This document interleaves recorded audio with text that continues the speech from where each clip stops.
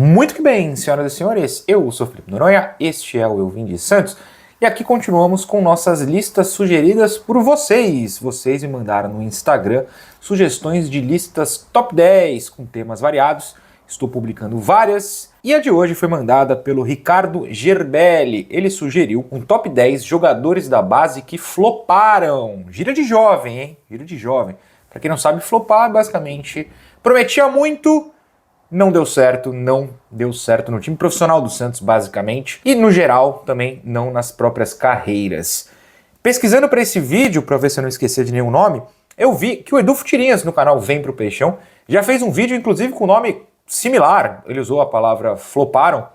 A nossa lista é um pouco diferente, mas eu não queria parecer que estava copiando o Edu, então até pela lista ser diferente, fica aqui o aviso de que você pode achar um vídeo similar lá no Vem Pro Peixão do meu querido amigo Edu Futirinhas. Um abraço a ele que com certeza está assistindo aqui, pois ele vai gostar da palavra floparam no título. Muito bem, vamos começar com a lista. Em 10º lugar, um jogador o qual eu gostava muito, Lucas Otávio. O problema de fato para ele foi a altura, né? Um grande volante na base, bicampeão da Copinha, eleito inclusive em 2014 o melhor jogador da Copinha, do bicampeonato do Santos. Subiu para o profissional, mas realmente sofreu com o problema de altura, muito baixinho para a posição dele. Tinha um toque diferenciado, mas outras questões eram necessárias. Até olho aqui na página dele no O Gol, ele aposentou em 2019, aposentou muito cedo, né? Só 5 anos depois de subir para o profissional do Santos. Uma pena, ele tinha um potencial enorme. Ele acabou sendo emprestado para o Paraná, para o Avaí e para o Ituano, antes de jogar no PSTC, que se eu não me engano é do Paraná, mas enfim, e se aposentar, virou empresário de jogador. Eu achava que o Lucas Otávio, o Batatinha, ia dar muito certo, mas errei. Felizmente eu não tinha o canal na época, porque eu ia tacar o hate em mim por ter errado, acontece. Mas sempre a minha resposta quando me perguntam que jogador da base você gostava muito e deu errado, eu sempre respondo Lucas Otávio. 9º lugar, o Wellington Tindurim. Lembra dele? Provavelmente não. O Tindurim, ele foi chamado de novo Robinho pelo Pelé, que indicou o Tindurim ao Santos. Ele foi para a base do Santos, jogou até uma copinha, depois saiu, foi para o Palmeiras, enfim, não passou nem perto de dar certo.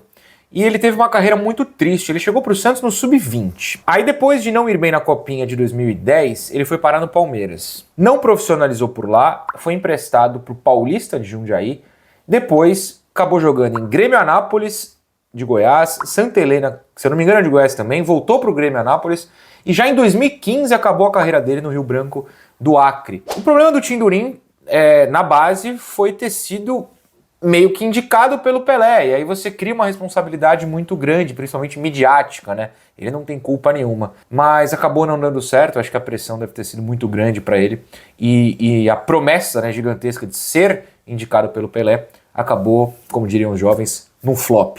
8º lugar, o Giva. Essa é uma lista em que eu vou falar de muita gente que eu vi jogar, pelo conhecimento próprio, mas também vou confiar muito em informações mais das antigas. Então não se assustem se vocês virem muitos jogadores recentes, né? Eu não estou excluindo o passado, vai aparecer nome do passado, mas acho que os recentes fica mais fácil ter alguma lembrança. E o Giva é um deles. O Giva também jogou num time, né, em um dos times campeões da Copinha em 2013 e 2014, uma geração que tinha Stefano Yuri, Diego Cardoso, Gasparotto, nomes que não vão aparecer aqui na lista, Neilton, mas que fazem parte meio que desse nível de flop, por assim dizer. O Giva, ele jogou no profissional do Santos 31 partidas e ele fez 6 gols, o que me surpreendeu muito ao pegar esse número. Eu não lembro de nenhum, basicamente.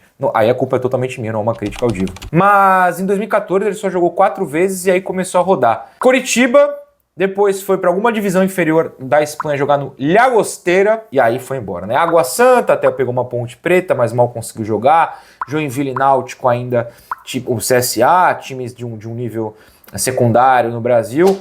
Voltou para a Espanha jogar no Badalona e tá jogando até hoje. Ele rodou bastante no Brasil, recentemente pelo Retrô de Pernambuco, pelo Botafogo da Paraíba, América de Natal, 13 da Paraíba e hoje está no Nacional de Manaus, Nacional da Amazônia, o 3º clube dele só esse ano, tá rodando bastante. Mas tá aí, tem uma carreira consolidada, segue jogando, eu acho que isso é importante, mas o nível campeão de Copinha e voar no Santos realmente não deu certo. Ele, o Lucas Otávio, esses nomes que eu acabei de citar, inclusive, são nomes que mostram como ganhar a Copinha não significa muita coisa. São caras que ganharam a Copinha, fizeram a torcida feliz no mês de janeiro, sem o futebol profissional, mas que realmente isso não significou nada para o profissional. Como eu falei, eu vou ter que voltar no passado às vezes. E aí eu perguntei na rede social Twitter, o pessoal que é dos anos 80, anos 90, quem eles viam como o flop da geração deles. Eu sou um cara de 90, então eu já tinha anotado esse nome e ele foi muito citado nas respostas, que é o Adiel. De novo, ser flop, digamos assim, não quer dizer que a carreira foi uma porcaria, que ele não virou um bom jogador, não é isso. Ele talvez... Depende da expectativa. O Adiel foi colocado nos anos 90 como o cara que ia salvar o Santos da crise, né? Ele sobe profissional em 98. E até tem boa passagem em 98, né? Com aquele time foi pra semifinal do Brasileiro, passou muito perto de jogar a final. Mas não foi se firmando. Em 99 já jogou pouco. Em 2000 foi emprestado para um time do Japão, o Urawa Reds. Depois começou a rodar pelo interior sempre emprestado. Botafogo da Paraíba, Taubaté. Ele volta para o Santos em 2002 até. Ele meio que é campeão brasileiro, mas não era nem utilizado. Vou até confirmar se ele jogou alguma partida do Brasileiro, que talvez tenha me fugido agora. Deixa eu ver aqui. Não, jogou. Ele entrou em campo Nossa! Tudo isso? Ele jogou em 4 partidas, eu não lembrava. Vitória, Atlético Paranaense, Grêmio e Corinthians. Ele entrou no 4-2 contra o Corinthians. Aqui, ó, olha só como é bom gravar com poucos cortes. Eu estou sendo pego de surpresa aqui. Aquele 4-2 do gol de bicicleta do Alberto Adiel entra em campo. Bom, tá bom. Segundo o gol aqui, eu vou acreditar. Se tiver errado, culpem o site.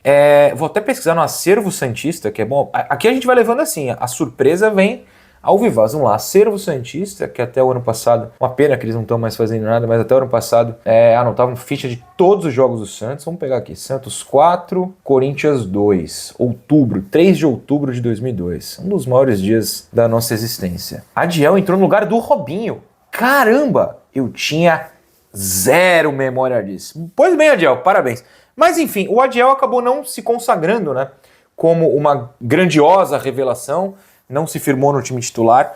E sabe o que ele acabou virando depois? Um ídolo no Juventus, o Juventus da Moca.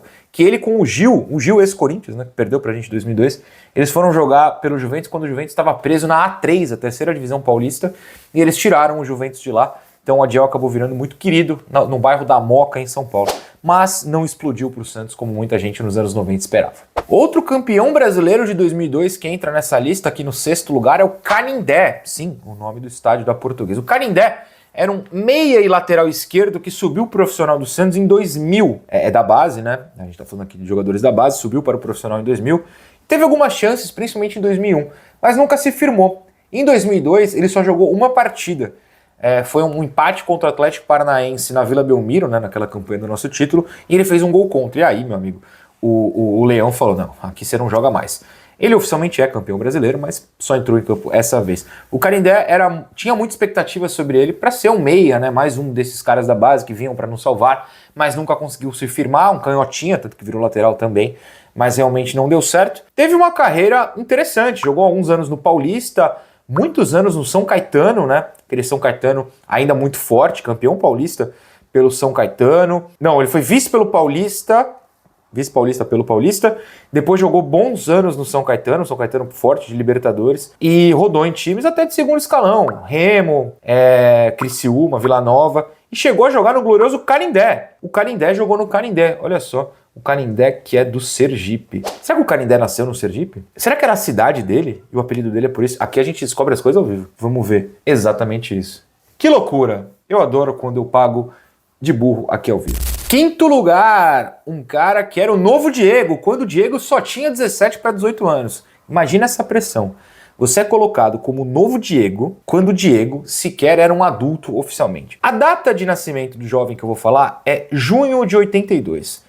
Vamos ver aqui quando o Diego Ribas nasceu. Ele nasceu em 85, ou seja, esse cara que eu vou falar para vocês agora era o novo Diego, porém 3 anos mais velho que o Diego. Eu tô falando do Gerry. O Gerry, ele surgiu...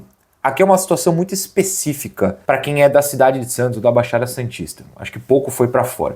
Em 2002, quando o Santos estava sendo campeão brasileiro com o Diego titular, o Santos emprestou basicamente seu time sub-20 inteiro para o Jabaquara para jogar a 6ª divisão do Campeonato Paulista. 6ª, tá? E o Jabacora foi campeão. Ele só não foi campeão invicto porque ele perde o último jogo, mas já tinha vencido a ida da final e no gol fora, né? No somatório ali, no placar agregado, o Jabacora foi campeão. Acho que contra a Portuguesa B.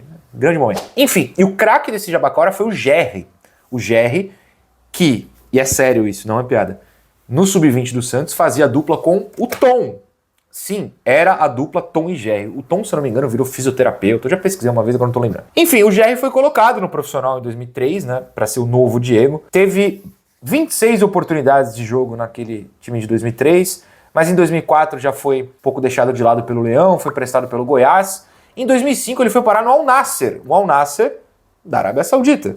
Esse, hoje tão famoso por Cristiano Ronaldo e companhia. E ele jogou muito tempo por lá, uns 4 a 5 anos, e depois jogou um pouco nos Emirados Árabes, na Tailândia também, mas o Gerry, ele deu certo na carreira, ele fez muito dinheiro na Arábia Saudita, tenho certeza disso, salvo engano ele virou capa de videogame por lá, tipo do Wing Eleven de lá. O Gerry não voou aqui, mas construiu sua história na carreira, né, o que é importante, e, mais importante ainda, eu tive um autógrafo dele, mas eu não tenho mais. Voltando um pouco mais no passado, eu prometi que é mais para as coisas dos anos 80, 70. Ali nos anos 80, o Santos teve um cara chamado Marco Antônio Cipó.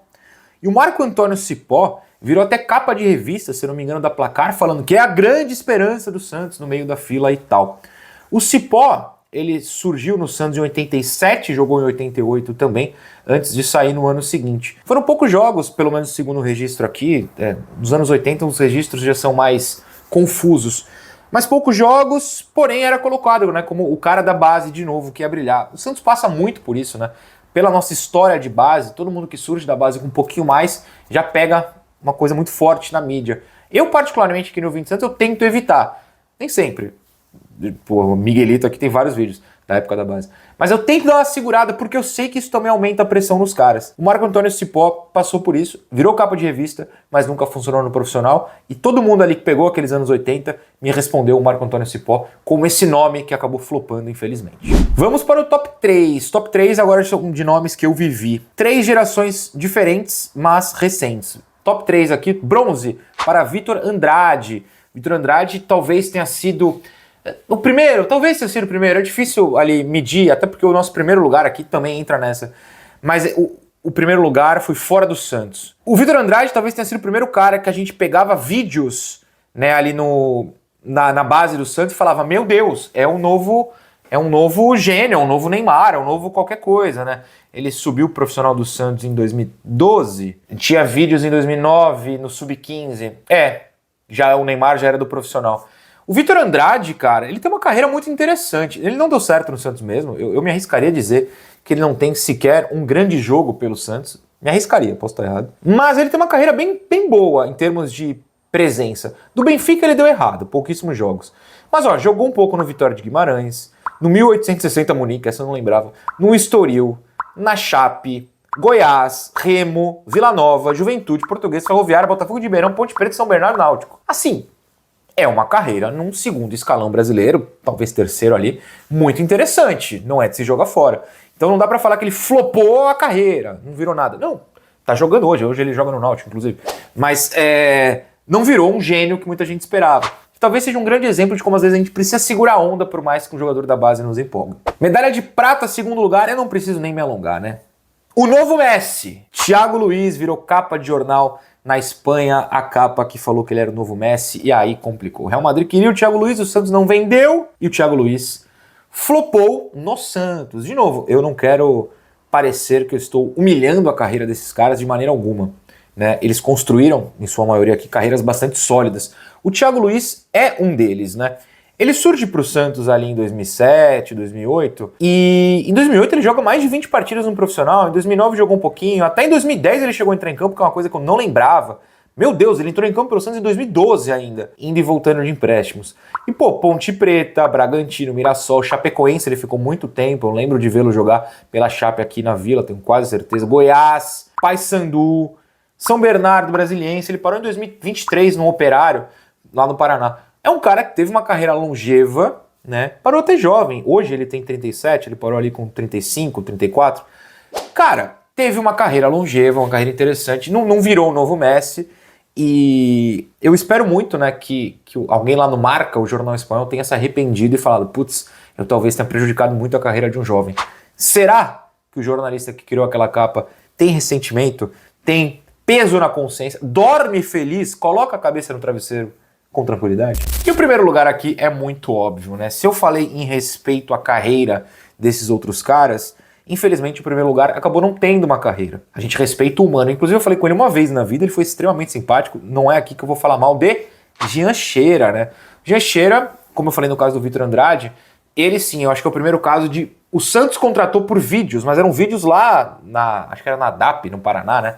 Enfim, que ele jogava muito criança, os vídeos viralizaram e o Santos foi lá e buscou até pela grife Menino da Vila, ele forçou a saída pra cá e tal, deu confusão. Acho que tem um vídeo aqui no canal sobre isso, enfim. Mas, infelizmente, ele não aguentou fisicamente, né? Não sei se a pressão do pai, se a própria pressão dele, se a pressão midiática. Sempre tive a impressão, e aqui impressão mesmo pelos vídeos que eu vi dele jogando, na base mesmo do Santos, que ele era muito forte, muito alto, muito cedo, e aí ele acabou se destacando contra a criançada, por assim dizer. E aí quando estabilizou, ele já não conseguiu mais render fisicamente. Eu lembro uma passagem, eu já contei essa aqui pra vocês, em 2014, ele foi emprestado, ele foi contratado na verdade, ele já não era mais do Santos, ele passou pelo Genoa, pelo Flamengo, né, depois de forçar a saída daqui.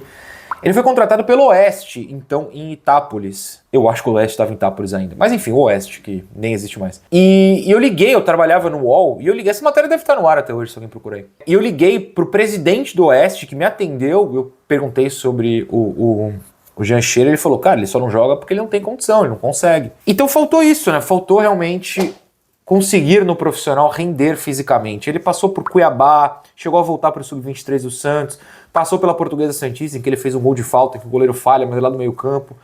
Aí parou, depois de jogar no Sinop, parou 6 anos, chegou a voltar no São Bernardo, o preto e branco, não o amarelo, e parou de novo em 2023.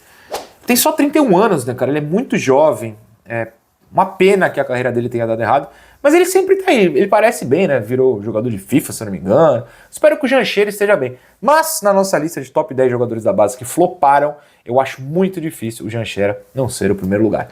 É isso, senhores. Obrigado ao Ricardo que mandou essa sugestão. Obrigado a todo mundo que mandou outras sugestões que estão indo ao ar e que ainda irão no futuro. Tamo junto. Tchau.